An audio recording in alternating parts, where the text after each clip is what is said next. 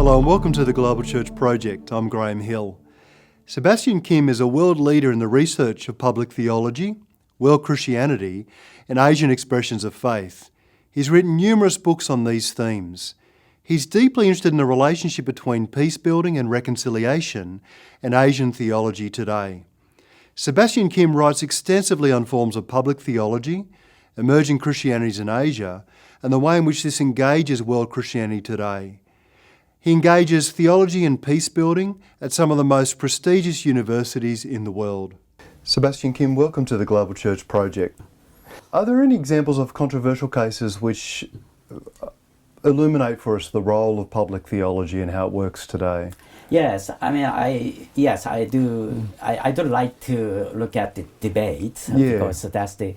My first book is the debate on religious conversion in India. So I like this idea of debate because that's a key issue for the public theology, developing public theology, to see the both sides of argument rather than just decide to side of the one argument. Because when people are engaged in debates, people have their own reason, rationale, and philosophical background and so on. So I'm looking at these various debates in recent years. For example, the Archbishop Rowan Williams' lecture on Sharia law.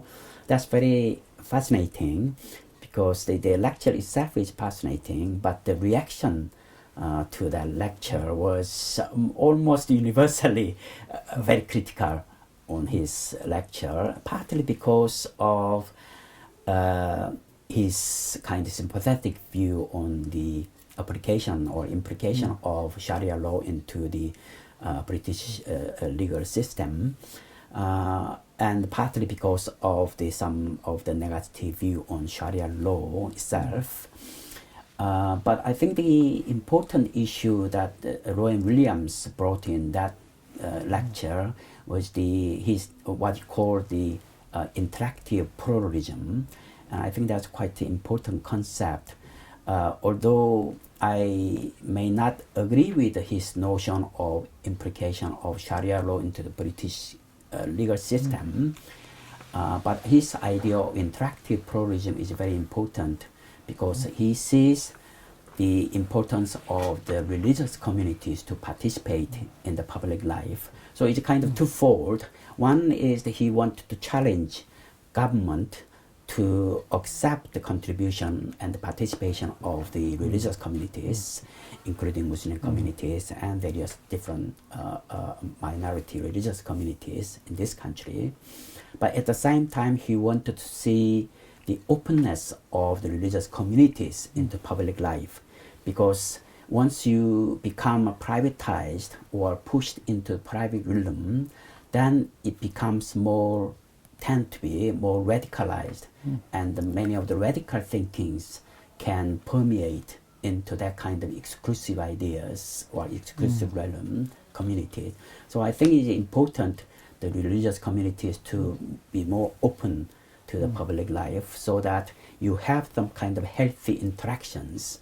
Otherwise, many of the fundamentally thinking or militant thinkings are often associated with a very exclusive community. And this shows the role of public theology again, that regardless of what we think about a particular issue, like this one, public theology wants to encourage this open inquiry and critical debate about the issues. Yes. I think that's the both sides, and particularly in the secular setting, people tend to regard religion as a private matter, therefore it's just the spiritual issues and religious issues and so on. But that has, as I said, it's a very two implications. One is it deprive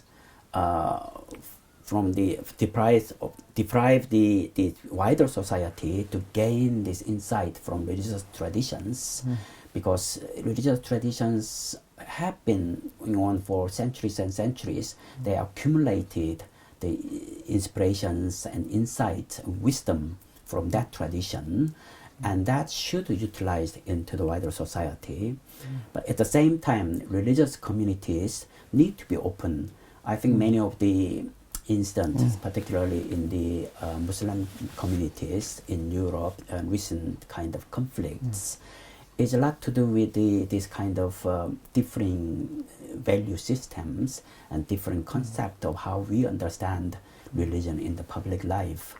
And I think we need to have a lot more interactions between the two groups.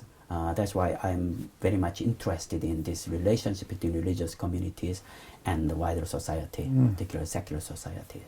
And as you research world Christianity, you notice that there's been some striking changes going on. Well, what are some of the things that stand out to you as you look at world Christianity today? I think first of all, it is quite fascinating to see the kind of shifts of the numbers and the kind of growth of the churches in the particularly Latin America, in Africa, and some parts of Asia.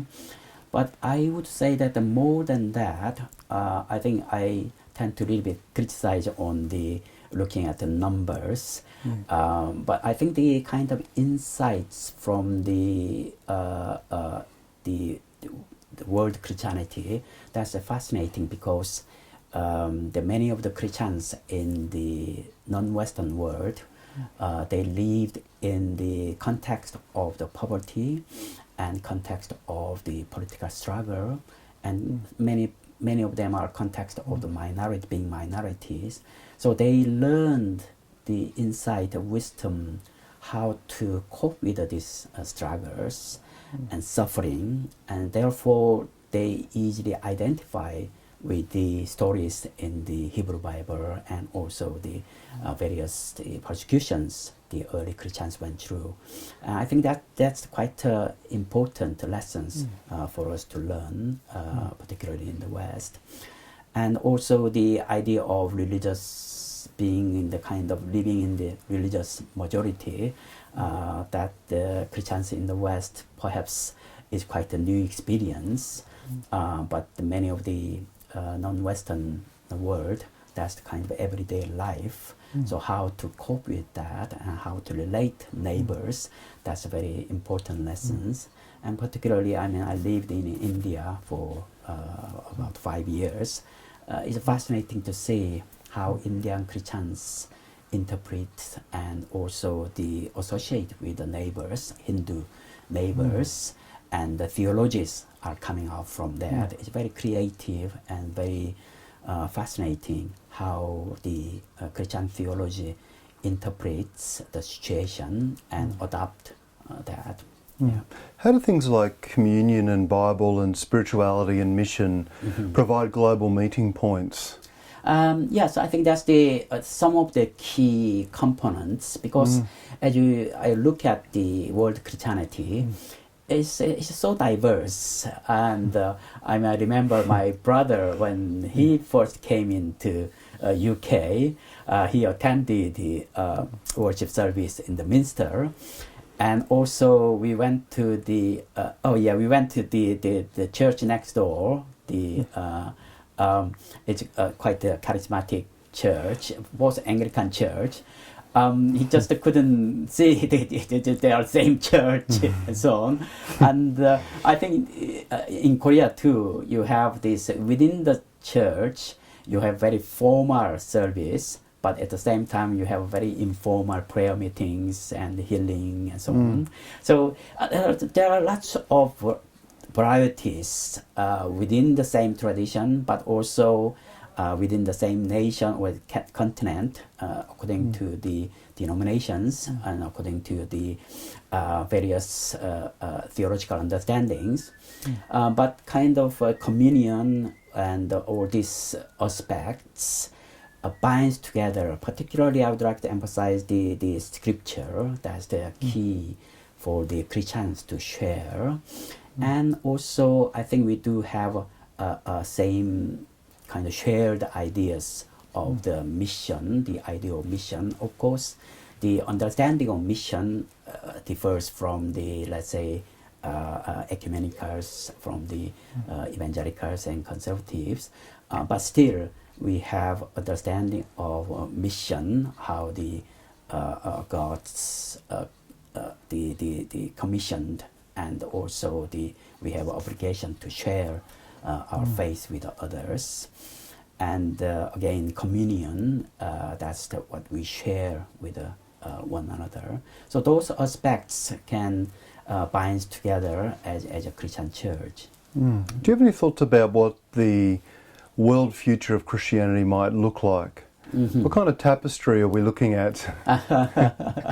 Yes, I think that's a quite interesting question. And yes, I mean, I can't really predict, but the discussion has been a number of discussions. One of the two key protagonists of this debate on the future of the Christianity is that one idea came from the Philip Jenkins.